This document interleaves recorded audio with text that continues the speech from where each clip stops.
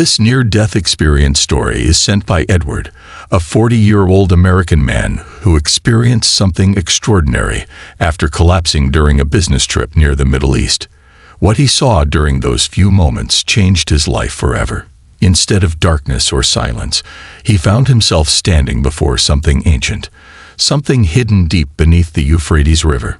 In a dimension beyond time, he was shown truths that had long been whispered in spiritual texts, but dismissed by most. According to Edward, the warnings were always there. We just weren't ready to see them. Until now. This is his incredible testimony. Edward had traveled to a quiet region near the ancient lands of the Euphrates for a research project tied to historical trade routes. It was supposed to be a brief stop, nothing out of the ordinary. The sun was brutal that day, the air dried and thick. As he walked along the old pathways near the riverbank, his vision blurred and his heartbeat began to race. He thought it was exhaustion or dehydration, but within seconds, his legs gave out and everything went dark. Locals who found him said his breathing had stopped. They called for help, but by then, Edward was already somewhere else. While medics tried to revive him, Edward became aware, not of pain, but of floating. He could see his body on the ground, the people around him yelling, but none of it felt urgent. A calm energy began to wrap around him, gently pulling him away from the scene. As he rose, the noise of the world faded like a distant echo, replaced by a stillness so profound it was as if time had paused. The last thing he remembered from Earth was the distant sound of the river, flowing slowly through the desert sands. Then he crossed into silence. Edward described his transition as stepping into a place made of light, but not in the way we understand it. It wasn't blinding or harsh, it was soft, almost like warmth in physical form. He couldn't see his body anymore, yet he existed, aware of his thoughts and presence. The space around him was endless and peaceful, with no fear or confusion. He didn't feel judged or questioned. There was just acceptance, as if this space had been waiting for him quietly all along. He felt lighter, not just in body, but in spirit, like a burden had been lifted. As he moved deeper into this place, Edward began to sense something calling him, not a voice, but a pull. It guided him toward a distant horizon that glowed with hues he couldn't name. He followed instinctively, curious but calm. The veil between life and what lies beyond had become paper-thin, and he had stepped through it. There was no tunnel, no flashbacks, just the knowing that he had passed into another layer of existence. What surprised him the most was how familiar it all felt, like rediscovering a home he didn't know he had forgotten. In the next moment, Edward found himself standing beside a river. But this wasn't the Euphrates as he had seen it hours earlier. It was glowing, alive with a strange yet beautiful light. The water was clearer than crystal, moving not just with flow but with awareness, like it was breathing. He realized this was the spiritual reflection of the Euphrates, how it existed in the dimension of spirit. The surrounding landscape shimmered as if woven from energy rather than matter. And just beyond the glowing water, something ancient waited beneath the surface. He could feel its presence even before he saw it. He approached the riverbank slowly, drawn by a vibration in the ground that echoed through his chest. The surface of the water shifted, and for a brief second, he saw something massive underneath, too large to be fully understood, sealed beneath layers of light and stone. It wasn't frightening, but it carried weight. A kind of deep, sacred silence surrounded it. He understood, without being told, that this place held truths the world had forgotten.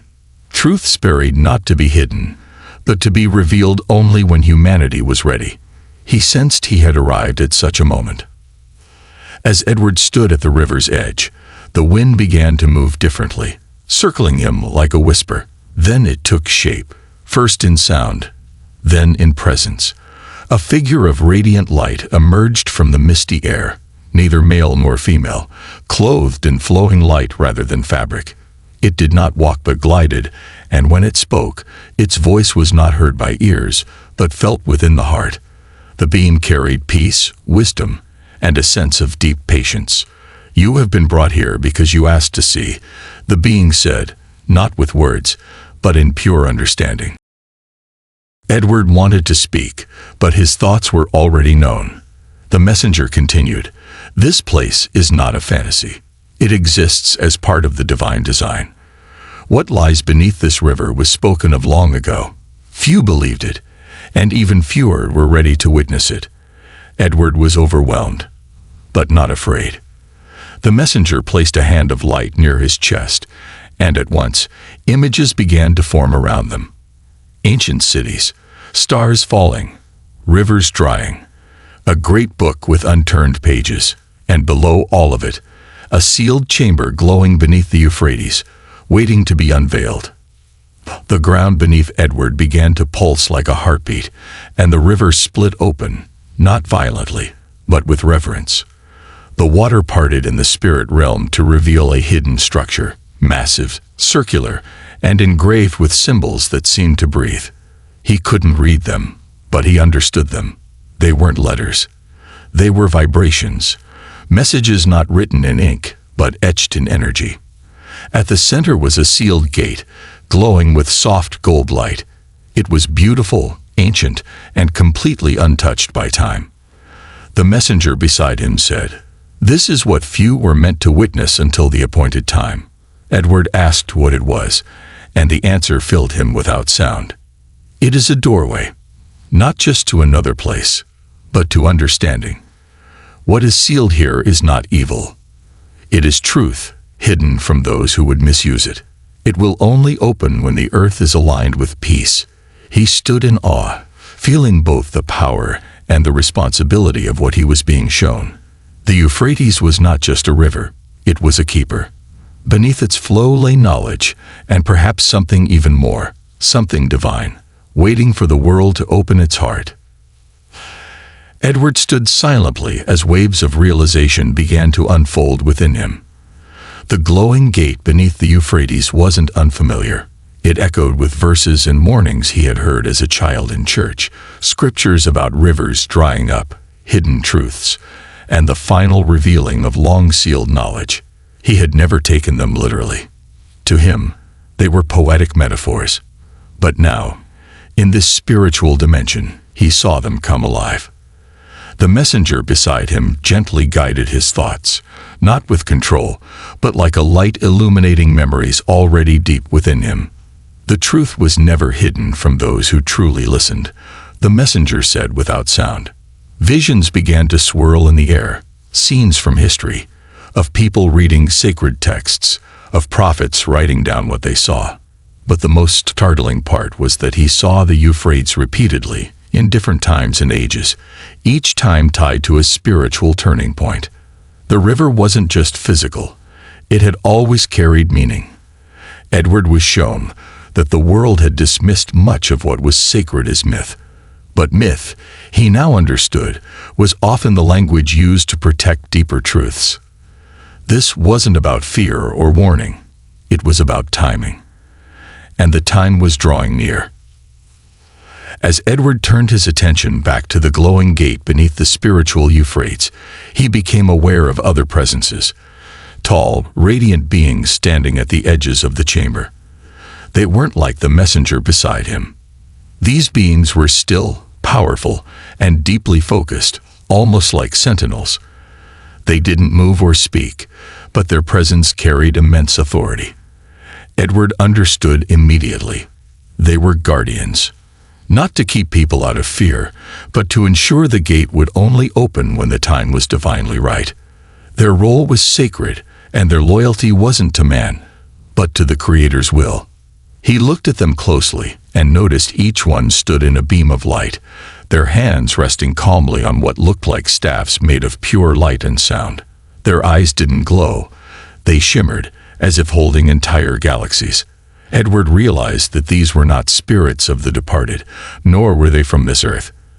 They were angelic in nature, but not in the traditional form painted in books. These were beings that had watched silently for ages, protectors of something humanity had yet to understand. And now, for the first time, Edward had seen them. Not by effort, but because he had been called to witness. The vision shifted again, and Edward found himself lifted above the Euphrates, watching the earth not as a globe, but as a living field of energy. Cities appeared not as buildings, but as pulsating lights. Some shined bright, full of movement and color. Others were dim, clouded with heaviness. Time was no longer linear. He could see moments from the past, present, and what seemed to be potential futures, all layered over one another like transparent veils. It was as if all timelines were converging, and Earth stood at the center of choice. "This is how we see your world," the messenger explained. Edward realized that in this realm, nothing was truly hidden. Thoughts, intentions, even forgotten hopes were visible as colors and patterns. He saw souls joining together in unity, lifting up others, igniting lights across continents. But he also saw areas darkened by fear and division, where hope had flickered out. Still, the balance was delicate. The earth was at a tipping point. He understood now why he had been shown the gate beneath the Euphrates. It wasn't about fear. It was about preparation. Something was stirring in the spirit, and humanity was being gently nudged to open their eyes before the moment passed. The messenger led Edward to what looked like a great scroll made of starlight, suspended in the sky above earth. It unrolled slowly, and within its glow were names, not of people, but of choices. He saw paths forming and dissolving, each one shaped by collective decisions made through love or fear. The messenger spoke without speaking. "Humanity has always had the power, but in forgetting, you delay your own peace. The moment to remember is now." Edward felt both awe and urgency. The scroll pulsed with energy, reminding him that even small acts of kindness created powerful echoes across the earth. He saw people waking up, not in their sleep, but in spirit. Their eyes sparkled, their hearts opened, and light burst forth wherever compassion overcame pride. It was a quiet revolution, not televised or shouted, but lived in silence and sincerity. Edward understood that what he was witnessing was the world's turning point, not forced by chaos, but chosen through awareness. He saw children with ancient wisdom in their eyes, elders rediscovering their strength, strangers becoming family. "This is your time," the messenger conveyed. "You are not being punished. You are being invited to rise." Edward felt his chest tighten, not in fear, but in purpose. Edward looked once more at the Euphrates, its glow now deeper, like it was waiting. He understood that the river was not just a symbol, it was a mirror. It reflected what humanity carried in their hearts. For some, it represented renewal, cleansing away pain and ignorance. For others, it was a barrier, holding back knowledge they weren't ready to receive. The sealed gate beneath it wasn't locked. It was patient, waiting not for a date, but for a vibration, a frequency of unity, humility, and truth. The messenger's tone grew still. What flows from the river depends on what flows within humanity. Edward felt the weight of the message. He saw how history had viewed rivers as sources of life, and yet they had also marked boundaries between nations and tribes. The Euphrates was both, a life-giver and a keeper of truth. It asked each soul who encountered it, "What do you carry?" If the answer was love, the river opened. If it was fear, the current became muddy. This wasn't judgment, it was reflection. Edward realized that this vision was not just for him. It was a call for all of us to look at the waters within ourselves and decide whether we were ready to be cleansed or confined. Edward was guided to a high place in the spirit realm, where the earth was once again laid out before him. But this time, it shifted like a living canvas. He was shown two distinct futures unfolding at once, both shimmering in and out like reflections on rippling water. In the first, humanity was fractured, clinging to fear and driven by division. Cities were covered in gray mist, and the flow of the Euphrates had slowed to a thin trickle. People moved without direction, disconnected from each other and from spirit. It wasn't destruction he saw. It was emptiness, a slow forgetting of what mattered most. But then the vision shifted. In the second future, light pulsed across the globe like waves. Communities gathered not in fear, but in love. Children were being taught how to listen to their hearts, and the planet itself responded with harmony. Clean rivers, vibrant skies, and laughter that echoed like music. The Euphrates flowed bright and wide in this timeline, revealing the golden seal fully open. People weren't waiting for rescue. They had remembered their connection to God, to nature, and to one another. Edward felt tears rising. The messenger beside him gently said, "Both paths are still possible. The future is made now." Edward was then shown a great book, massive in size but weightless, resting in midair as if held by invisible hands. Its pages turned not with wind but with intention. Each page glowed with writing that pulsed like veins of light, alive, aware. This wasn't a record of the past, but a reflection of choice. Each decision made by humanity, whether in love or fear, etched itself into these pages. The choices weren't judged. They were simply recorded, each one shaping the energy of the next. "This is the book of freedom," the messenger said. "It is still being written." Edward saw his own name, not as a person, but as a vibration among many others. Each soul had a thread that wove into the larger tapestry. Some threads glowed brightly, spreading light across entire regions. Others flickered dimly, yet still held purpose. He saw how small acts of kindness had ripple effects far beyond what the eye could see. A smile, a prayer, a forgiveness whispered in silence. These became like seeds that bloomed across generations. Edward realized that no act of love was ever lost. The power of humanity wasn't in grand events, but in the silent, unseen choices made every single day. As Edward absorbed the meaning of the great book, the vision expanded, and he saw people across the world who were quietly living out their light. They weren't on stages, they weren't trying to be seen, but their souls radiated peace and strength. Some were elderly, some were children, some were tucked away in rural towns, others in crowded cities. They didn't need to say they were awakened.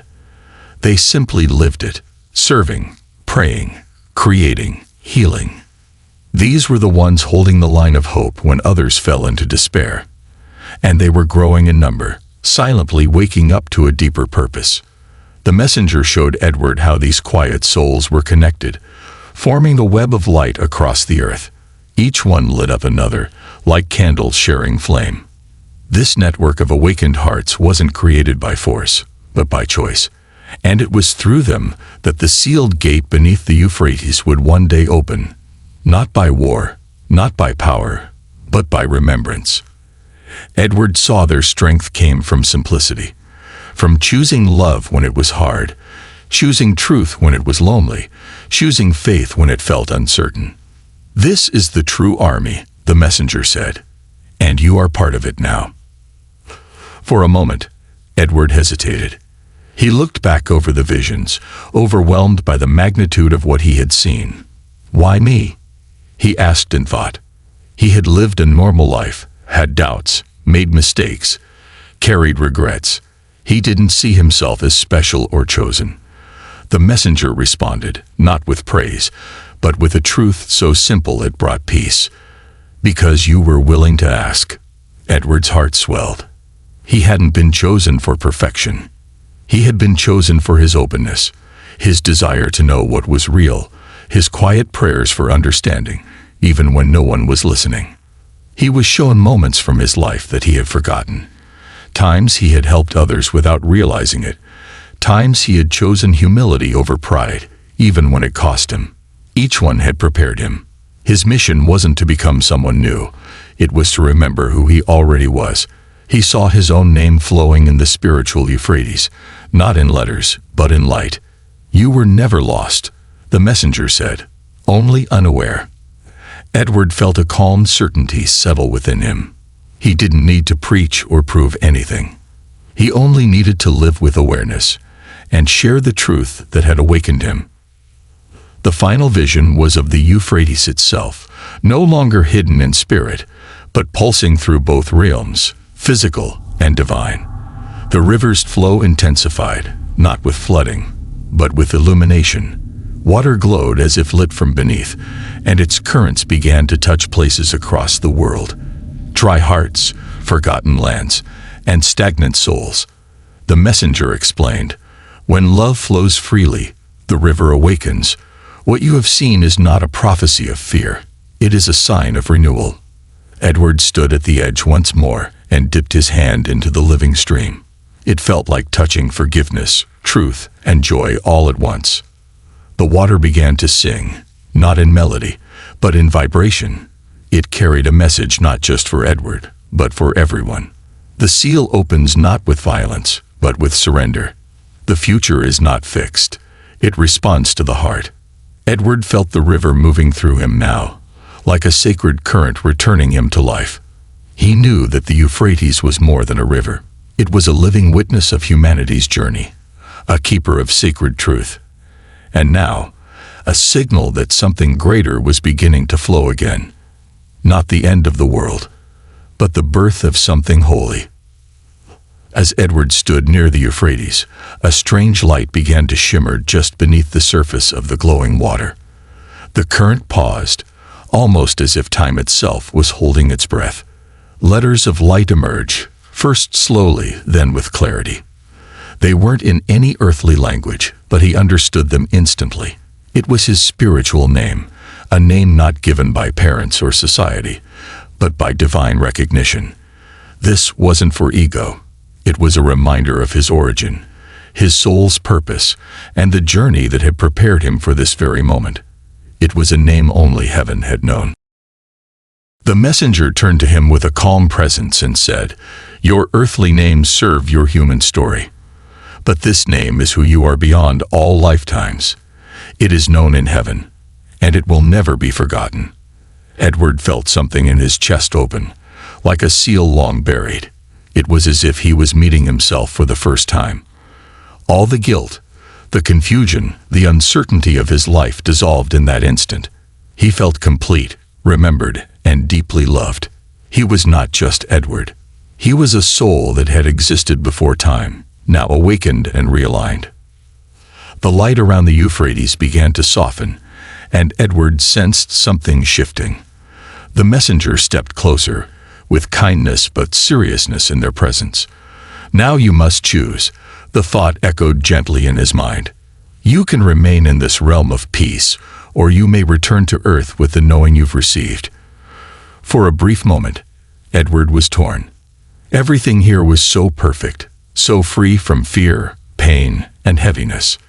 But then he thought of his family, of people wandering through life in quiet despair, of a world that desperately needed to remember what he had just seen.